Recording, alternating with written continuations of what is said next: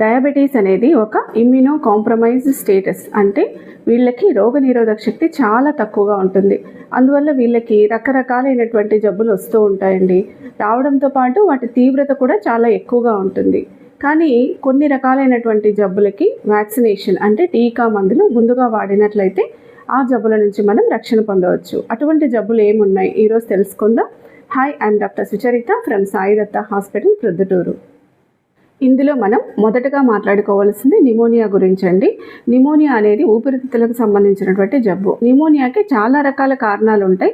అవి bacterial pneumonia కావచ్చు, viral pneumonia లేదా ఆస్పిరేషనల్ నిమోనియా, ఇలా రకరకాల కారణాల చేత వస్తుంది. ఇందులో బ్యాక్టీరియల్ నిమోనియా అనేది స్ట్రెప్టోకాకస్ నిమోనియే అనే బ్యాక్టీరియా నుంచి వస్తుందండి.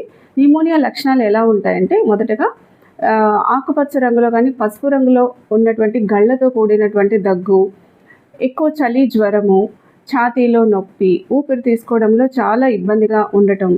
ఈ వ్యాధి లక్షణాలు తీవ్రత ఎక్కువైనప్పుడు పేషెంట్ కన్ఫ్యూజ్ అయిపోవడం, మెంటల్ స్టేటస్ ఆల్టర్ అవ్వడం, దాని గురించి వాళ్ళని హాస్పిటల్లో అడ్మిట్ చేయడం, ఇంకా కొన్ని పరిస్థితులలో వాళ్ళు మరణాలు కూడా సంభవించవచ్చు. కాబట్టి ఈ బ్యాక్టీరియల్ నిమోనియా అనే దాన్ని అరికట్టడానికి వ్యాక్సినేషన్ అంటే టీకాలు అందుబాటులో ఉన్నాయండి.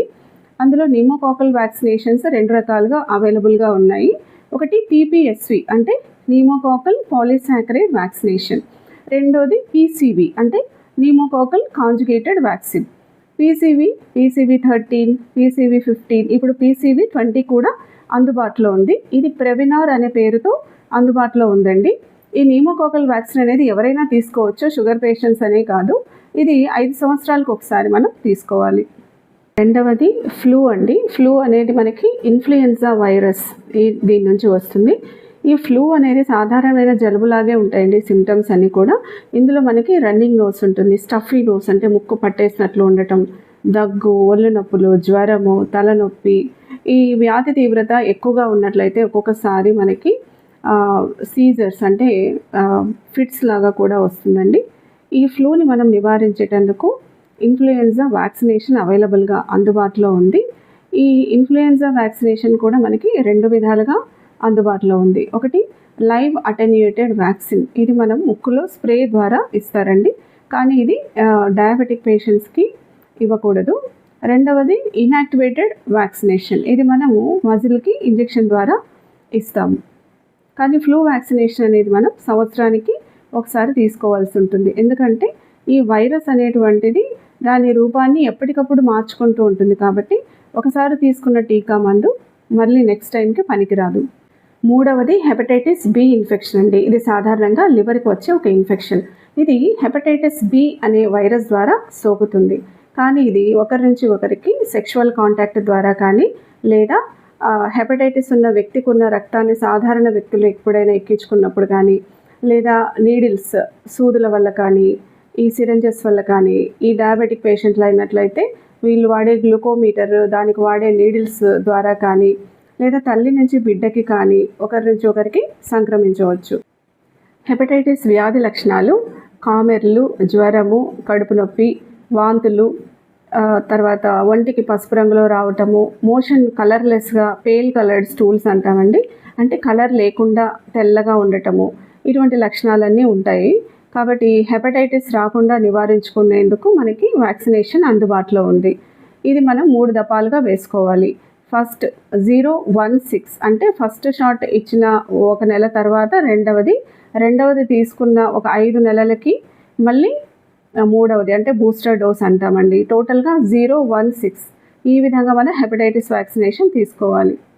ఈ హెపటైటిస్ వ్యాక్సినేషన్ అనేది డయాబెటిక్ పేషెంట్సే కాకుండా హాస్పిటల్లో పనిచేసే వాళ్ళు కానీ, ఎక్కువగా ఇటువంటి రోగులని ఎవరైతే డీల్ చేస్తుంటారో అటువంటి వాళ్ళందరూ కూడా హెపటైటిస్ వ్యాక్సినేషన్ తీసుకుంటే చాలా మంచిది.